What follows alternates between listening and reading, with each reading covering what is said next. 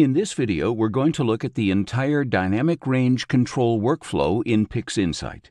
We're going to start in the preprocessing stage. WBPP sorts the master lights by exposure time. We can control how they are sorted using the exposure tolerance setting in the post-calibration tab. If we use a monochrome camera to take a color image, first we need to create color images using the masters for each filter and each exposure time. The luminance image, on the other hand, needs to be processed separately. It's important to enable the astrometric solution option. This way, the master lights will have the astrometric solution needed for SPCC to find the stars for the color calibration. Here we have two masters. One has an exposure time of 60 seconds and the other 600 seconds. First, we're going to calibrate the color of the 60-second image. You should always calibrate the color in the image with the shortest exposure time. We open SPCC, set the region of interest for the sky background,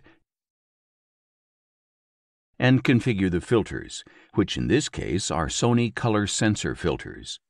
As these filters implicitly include the camera's sensitivity curve, we can keep the default value for the QE curve setting.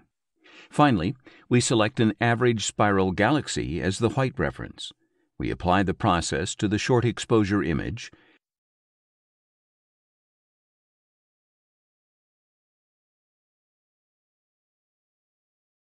and here we can see that the weight of the red is 0.76 and the weight of the green is 0.83.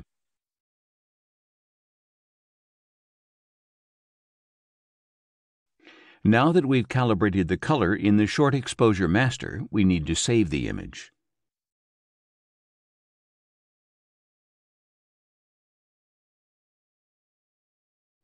Now we're going to compose the HDR image using HDR composition, which is in the image integration category. We add the short exposure image with the color calibration and the long exposure image, and execute the process. Now we have the HDR image and the mask used to integrate the two images. This image looks like the short exposure one, but if we stretch it using STF, we can see all the outer areas.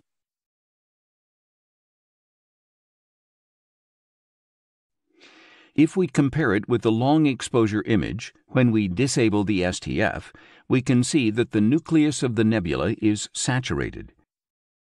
In other words, this image contains a combination of data from the two exposures. It's important to check the way the two images have been combined using the mask. So, let's apply the mask. You can invert it or not, whatever you prefer. The important thing is to be able to see what's happening around the edges of the mask. To do this, we're going to make the image darker on the screen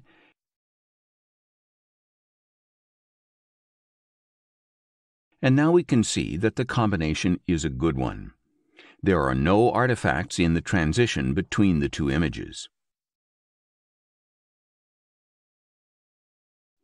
Now that we've checked this, we can disable the mask.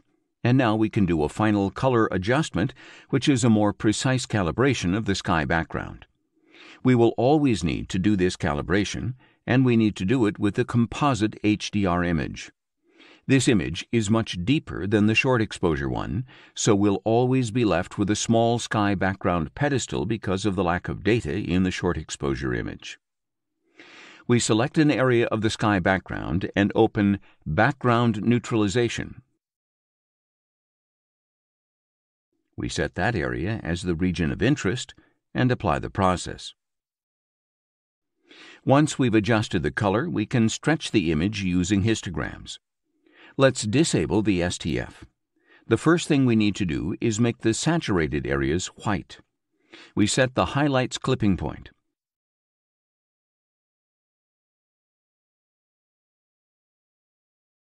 As you can see, we're clipping around 3,000 pixels, but these don't contain any important information because they're completely saturated. Now we delinearize the image, Open the real-time preview and move the midtones. We'll usually have to use the horizontal zoom.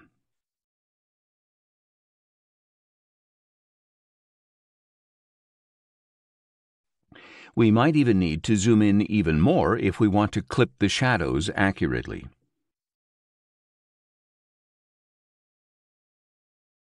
Now we apply the process. Once we've delinearized the image, we need to recover the contrast in the brighter areas. We can do this using PixInsight's Dynamic Range Compression tool, HDR Multiscale Transform.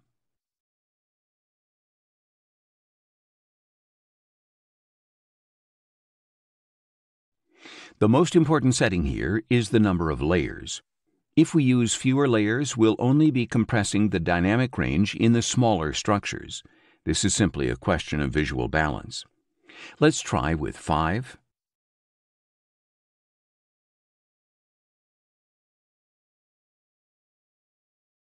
6,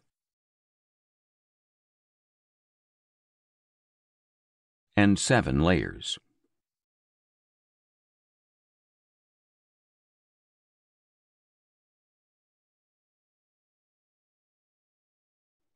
With 5 layers, we're only enhancing the smaller structures and the image isn't balanced.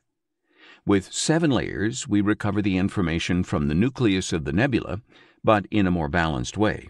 So, let's use 7 layers. To make the process less aggressive, we can generate a lightness mask at the same time so that the compression is only applied where it's really needed, which is in the brighter areas. Finally, if we want to preserve the original hues while also enhancing the color saturation in the nucleus, we can enable the To Intensity option. These settings will give us a visually balanced result. It will also be easier to work with when it comes to controlling the overall contrast with curves.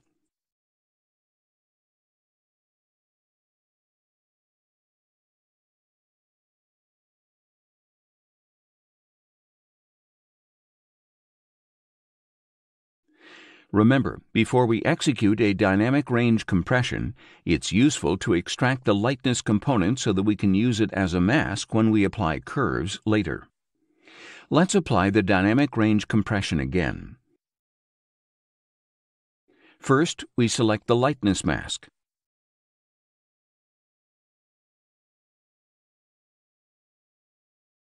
If we look at this mask, we can see that the curves will only affect the central part of the nebula.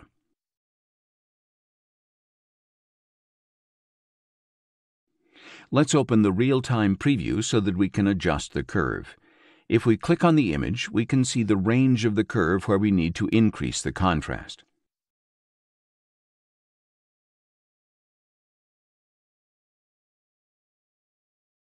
And we're going to increase the color saturation using the S-curve.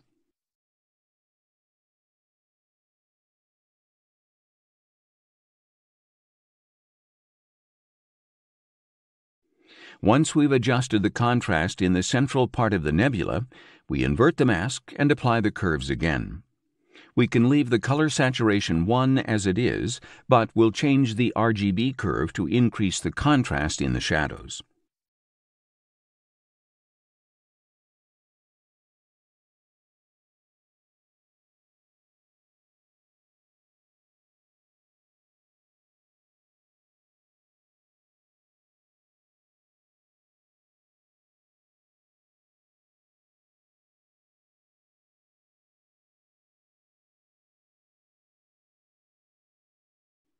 We click on Apply, and now we can use the History Explorer to see the effects of the two curves.